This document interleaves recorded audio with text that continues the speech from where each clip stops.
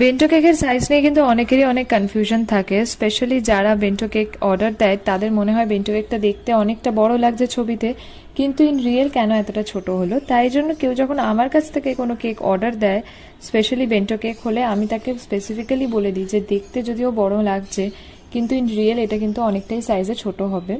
ফলে কাস্টমারদেরও কনফিউশনটা কেটে যায়। আর বেন্টো কেকের সব থেকে সুবিধে হচ্ছে যদি 2-3জন মিলে কোনো কেউ সেলিব্রেশন করে, সেই ক্ষেত্রে কিন্তু বেন্টো কেকটা খুবই সুন্দর। আর স্পেশালি যারা কেক খেতে পছন্দ করে না তাদের জন্য এই বেন্টো কেকগুলো খুব ভালো, যে সেলিব্রেশন হবে আর অথচ কেকও নষ্ট হবে না।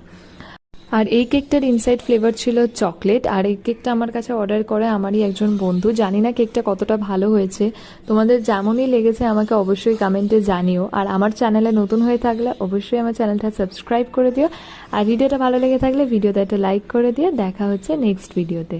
টাটা।